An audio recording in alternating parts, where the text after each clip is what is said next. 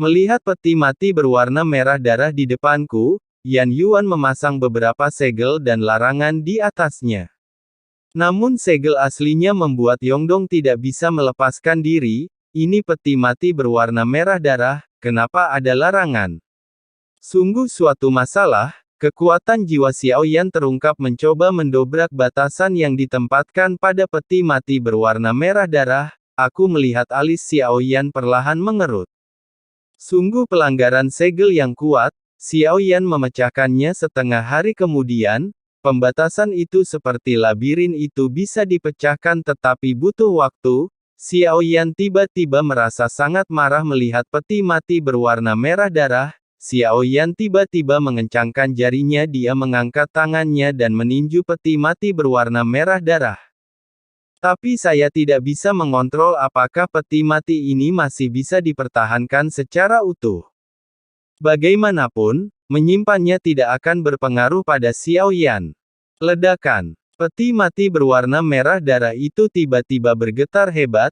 Tidak peduli apa batasannya ketika mencapai batas kekuatan yang tidak dapat ditahannya, tidak peduli seberapa kuat batasannya, itu akan runtuh.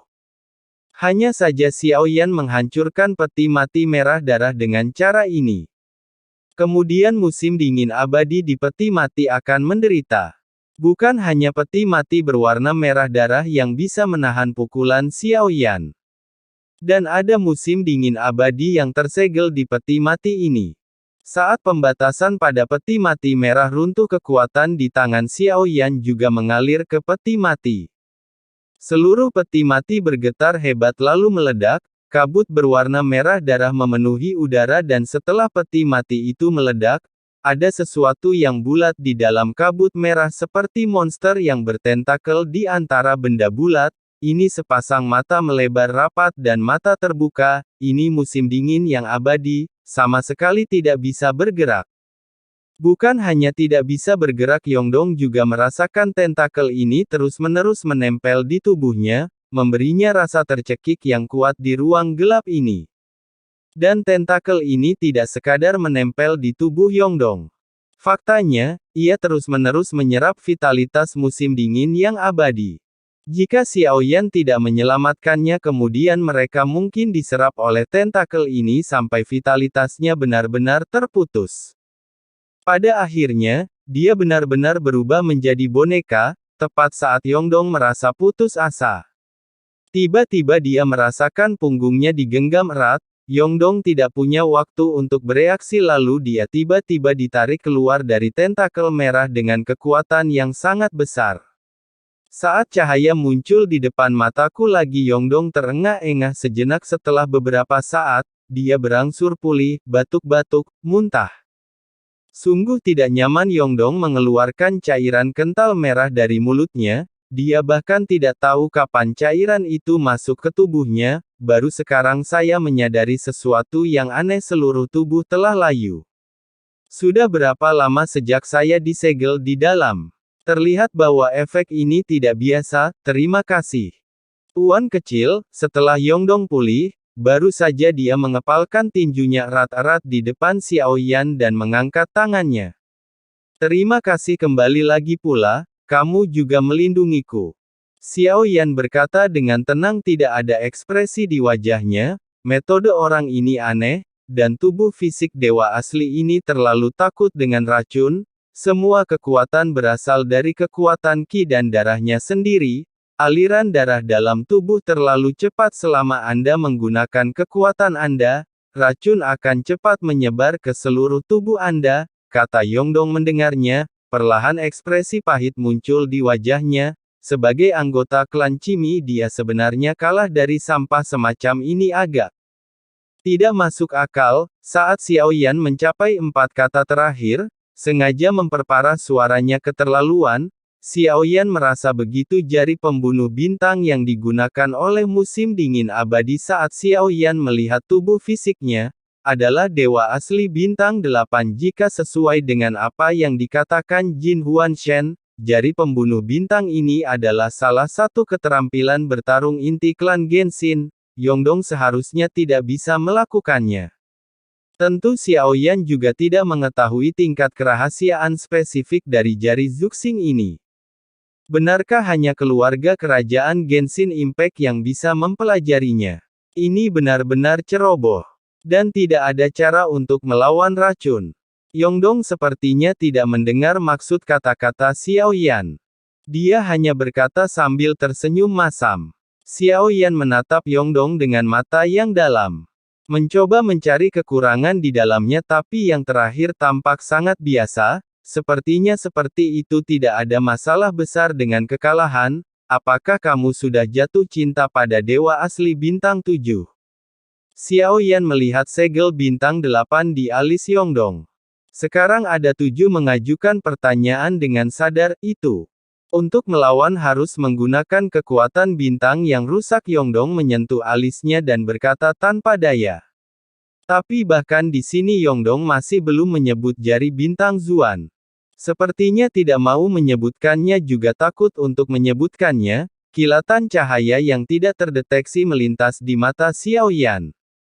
Dia hanya tidak bertanya lagi. Zhu Xing menunjukkan bahwa meskipun apa yang diwariskan Jin Huanshen kepadanya belum lengkap, tapi itu harus digunakan dengan enggan. Bukan tidak mungkin Xiao Yan tidak bertanya lagi, tapi dia punya banyak peluang. Tunggu hingga Anda menggunakan Star Killing Finger, satu kali di depan musim dingin abadi. Mari kita lihat reaksi seperti apa yang akan terjadi segera. Xiao Yan membalikkan tangannya. Tatanan kuno makhluk abadi dan iblis muncul di telapak tangan Anda saat ini. Dia mengangkat kepalanya dan menatap Zhonggu dan yang lainnya. Keempat orang itu segera terbang dari kejauhan. Sudah ada 3 segel emas di Orde Kuno Dewa dan Iblis. Menurut apa yang dikatakan si Sue, ini adalah kualifikasi untuk bebas masuk dan keluar dari gerbang kuno. Tepat ketika Xiao Yan sedang melihat tatanan kuno keabadian dan iblis di tangannya, Xiao Yan menemukan sesuatu yang aneh. Meskipun Orde Kuno Dewa dan Iblis awalnya berada di tangan Zhonggu, dia masih melihatnya dengan cermat. Ini jelas berbeda dengan sebelumnya. Zhonggu Daozi, lihatlah tatanan kuno makhluk abadi dan iblis ini, apakah ada perbedaan? Xiao Yan menyerahkan tatanan kuno keabadian dan iblis kepada Zhonggu. Yang terakhir mengambil alih tatanan kuno abadi dan setan. Setelah melihat sekali, dia mendesis dingin. Berubah lagi. Token kuno iblis abadi sebelumnya terlihat seperti sebuah pecahan bersudut dan tidak rata. Lihat di sini, jelas ada sisi datarnya. Zhonggu segera mengetahuinya dan berkata. Xiao Yan mengangkat alisnya sedikit. Sebelumnya, tatanan kuno keabadian dan iblis dikirim ke Permaisuri Suyu. Dikatakan bahwa tatanan kuno makhluk abadi dan iblis ini tidak lengkap. Mungkinkah setelah mendapatkan segel emas di sini, bisakah kita menyatukan tatanan kuno yang lengkap antara makhluk abadi dan iblis? Siapa namamu? Kekuatan. Si Lei Xiao Yan memandang si Xiao. Saya benar-benar tidak ingat namanya. Tanyakan saja, apa yang kamu katakan sebelumnya. Anda bisa pergi dengan 3 segel emas, kemudian setelah pergi apakah saya masih bisa memasukkannya lagi? Ketika si Xiao mendengar ini, matanya mengungkapkan pikirannya. Dia tertegun sejenak sebelum menjawab, saya sudah lama terjebak di sini. Tapi sejauh yang saya tahu, setelah pergi tatanan kuno makhluk abadi dan iblis akan menghilang, tidak bisa lagi memasukinya. Bahkan jika Anda memegang Orde Kuno Keabadian dan Iblis, Anda tidak lagi dapat dipilih. Jadi voucher untuk Immortal Demon Ancient Order hanya sekali pakai. Xiao Yan berpikir bahwa bahkan seseorang sekuat Yu pun diusir. Itu bisa dilihat tempat ini bukanlah sesuatu yang bisa Anda masuki hanya karena Anda mau. Total ada 6 ruang bawah tanah, artinya bisa mendapatkan 6 segel emas. Jika Anda mengumpulkan 6 segel emas, bisakah saya pergi ke Istana Surgawi? Xiao Yan memandang si Xiao yang terakhir tersenyum pahit setelah mendengar ini. Ini memang di luar pemahaman saya, belum pernah melihatnya. Saya belum pernah mendengar ada orang yang bisa mengumpulkan 6 segel emas. Benar-benar tidak jelas.